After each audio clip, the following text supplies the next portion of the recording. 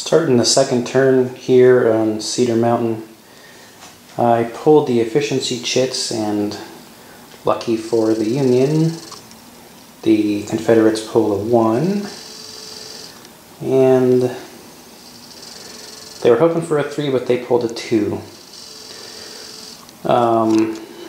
Even with pulling a 1, the Confederates have some pretty good commanders.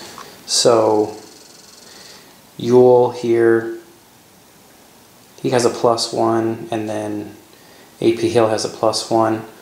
So I threw 2 chits for them in, and then Jackson can also give 1 to someone. So I believe I elected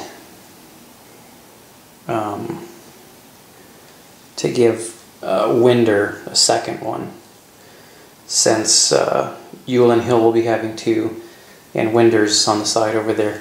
The Union does have the initiative here, so they chose for Williams to go first so they could pull back the right side there. Gordon is still hurting. The other brigade pulled back a little bit, so we will. That's the only thing that's happened so far this turn, and we'll see what happens from here.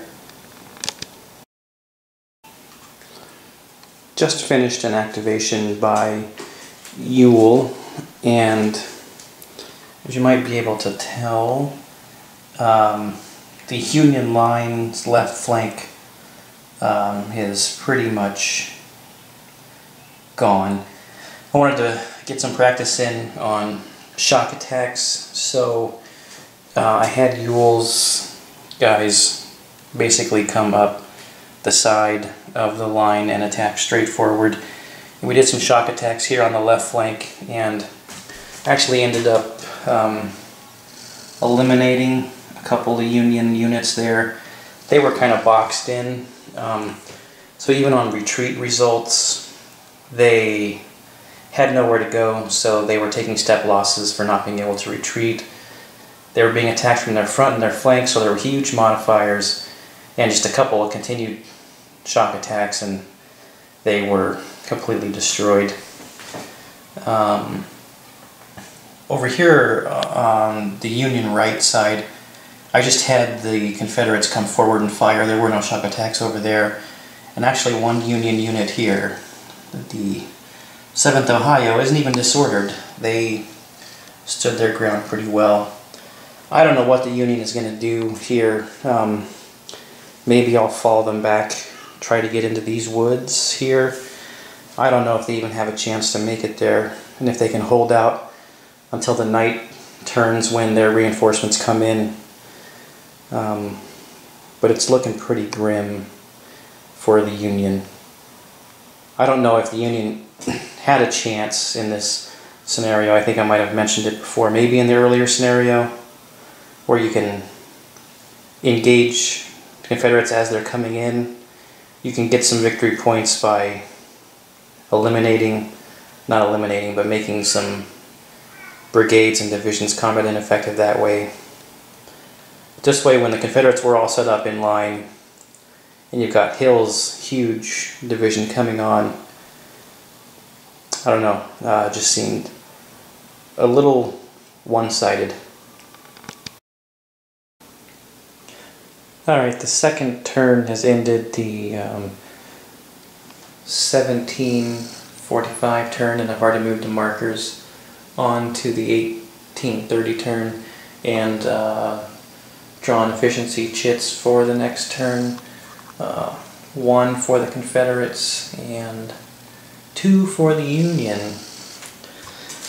The Union line continued to get pushed back. Not all of the units are disordered. I was able to rally some to avoid having a lot of combat ineffective brigades.